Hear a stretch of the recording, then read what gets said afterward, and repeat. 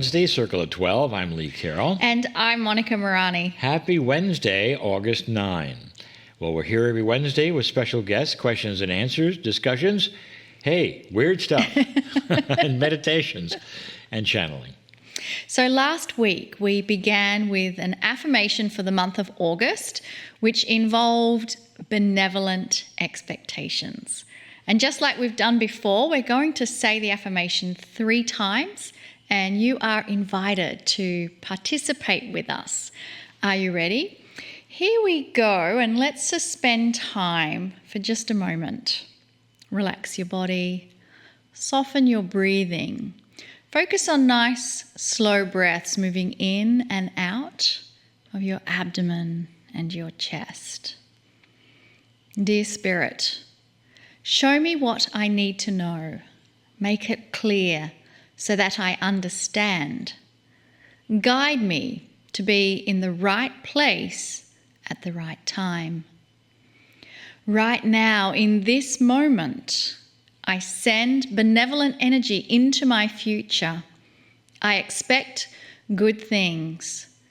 I am so grateful for the many blessings that I continuously receive.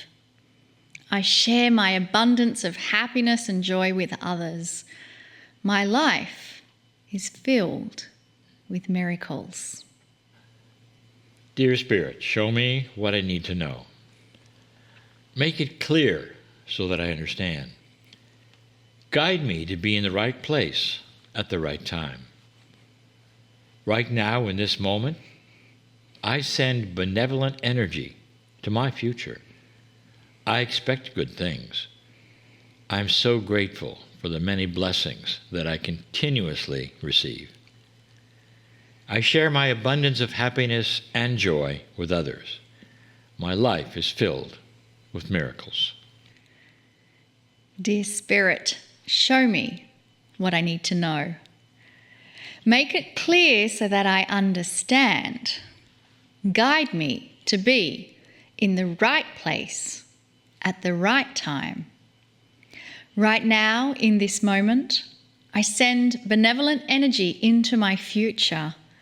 I expect good things. I'm so grateful for the many blessings that I continuously receive. I share my abundance of happiness and joy with others. My life is filled with miracles.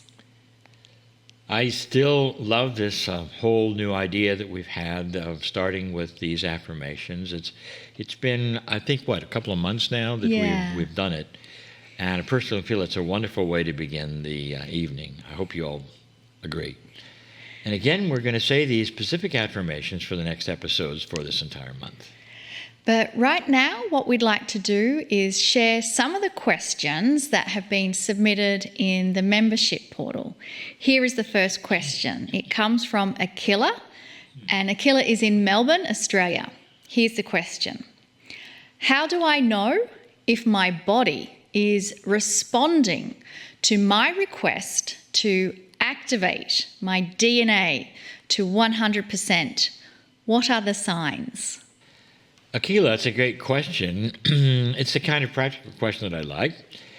Kryon has recently told us that hiding within our biological structure is the ability to activate or awaken something that has been there all along, but specifically for this time, the time we're in.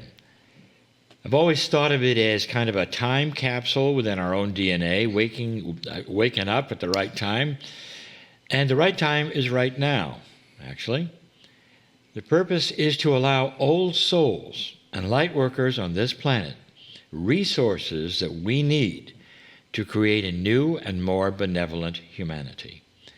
Basically, we're changing ourselves first, which then has a cumulative effect on society and then, of course, the entire planet. Here's a question you may have heard given in jest in the past. Question, what if they gave a war and nobody came? This used to be like I call maybe a peace joke. But suddenly, actually, this has seemingly happened. Almost the entire planet was repelled by seeming return of 1944 energies and actions not that long ago. Now imagine a planet that actually steps up to the plate and says, what can we collectively do to create more understanding for our future so that this never happens again? The DNA question that Aquila asked is part of this. But indeed, how can you tell if you have activated it or not? Kryon tells us that we are very linear and filled with past 3D perceptions. We often get stuck with certain expectations that get in the way, truly, of our progress here. For instance, if you have a headache and take a pill on the head, and you expect the headache goes away, that's cause and effect. It's very 3D. That's how we expect everything to be. Imagine what if that pill didn't stop your headache, but instead it created a paradigm where you'd never get another headache. Let me ask, would you notice that you never got another headache? It's probably not. We don't usually notice what doesn't happen. I've said that before, but it's true. Kryon has given me the answer to this question about, are we going to feel this in our DNA in so many ways, but truly it's what you think you've allowed and then what you expect from what you've allowed. Sometimes it's 3D. It might be completely different, and that's what we're looking at now. That's the answer to the question. Here's why. Let me get you ready for some things that you're perhaps not ready to hear, so profound that you never thought of them. And if that's you, that's me too. Giving allowance for this slow activation of 100% of all your 24 pairs of chromosomes will change your Akash. How about that? It'll drop karma. It'll rewrite 3D programs that might bother you in the future even. Now that's a complex one. Activation of this completeness of your DNA will change your lifespan. The reasons the body ages the way it does, that's going to change. It'll be changed into something far more elegant than it is now. Aquila, I could go further. Let me ask you a question. So far, with what I've just said right now, would you feel it? And the answer is probably not, because it's something you don't necessarily feel at the moment.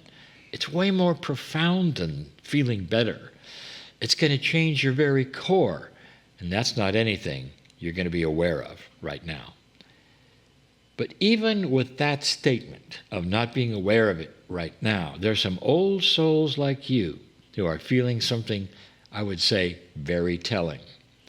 You're starting to resound differently to the messages being given today. You're more relaxed. You're more loving, perhaps. You're feeling a little more mature, perhaps. Some of you and some of us not feeling as old as they actually, perhaps chronologically are, perhaps. Those are the reports that we're getting. Let me give you the bottom line from Kryon. Aquila, you already have it. You've asked for it. I think you know that with pure intent, and it's yours. Now, claim it.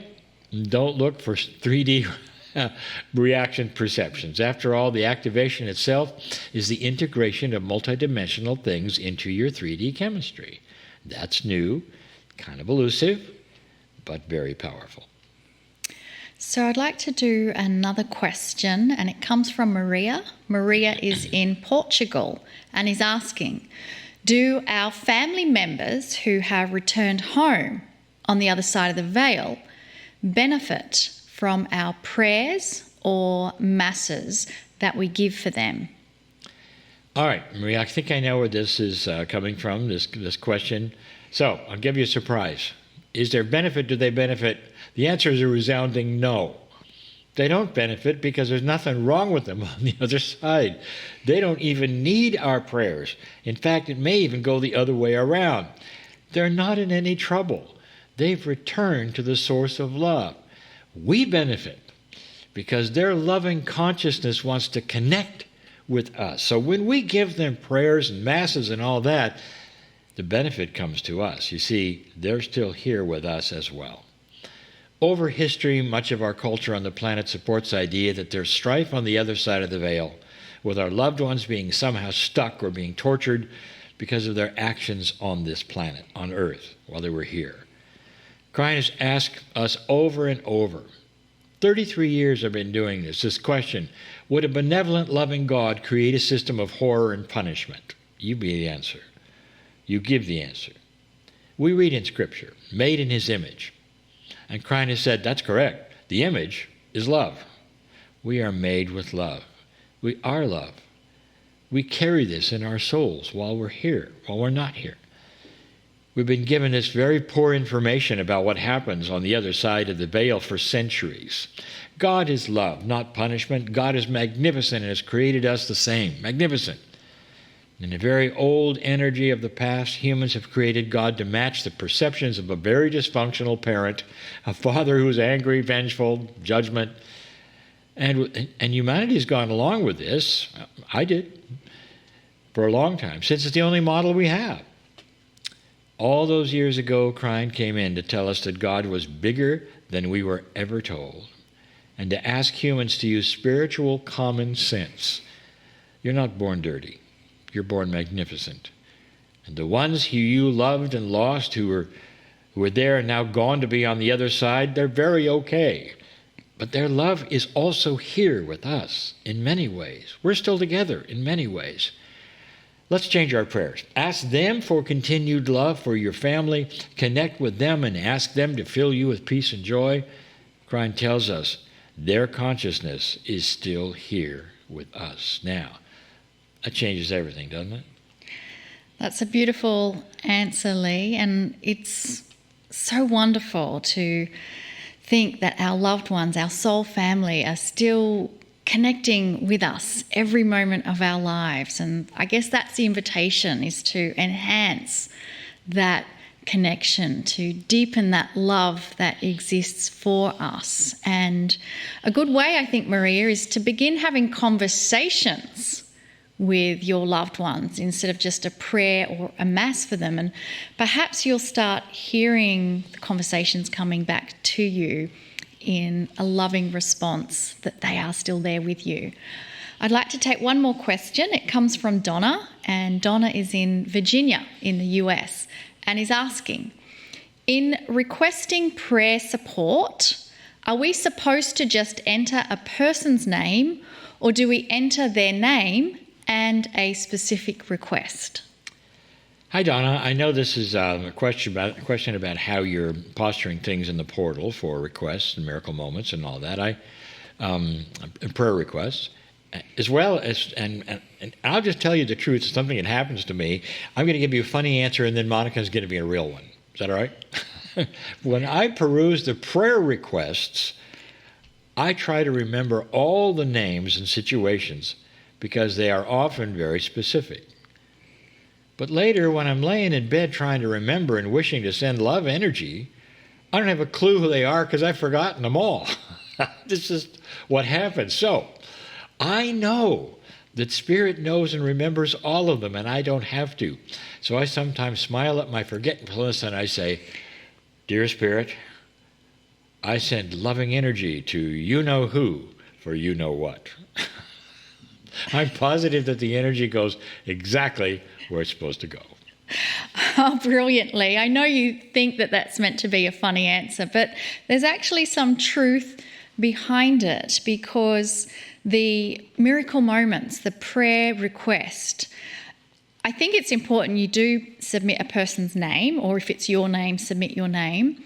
And whether you submit the specifics or not is up to you. It's a personal decision, and sometimes it may enhance that request that you're doing, but it's not essential. And let me explain. Unlike other types of energy that we send, for example, Lynn McTaggart has a beautiful work with intention and her Power of 8 groups. They have a very specific intent, and they really focus on that intent, and miracles happen. The difference is that from the place where Kryon wants us to send energy is that we are, I guess, peeling back the layers of the onion to get to the core essence of our true selves, our soul energy. And in our soul energy, all solutions to all prayer requests can be found. And so we collectively as a group are tapping in to that soul energy the essence of God, the peace of Creator that we are in. And when we create that field of coherence with each other and involve those with the prayer request, we're sending that benevolent love, God, compassion, unconditional energy to everyone on the prayer request. So hopefully that helps you to distinguish the difference between what we are doing and what other beautiful people are doing on the planet. So it's not neat.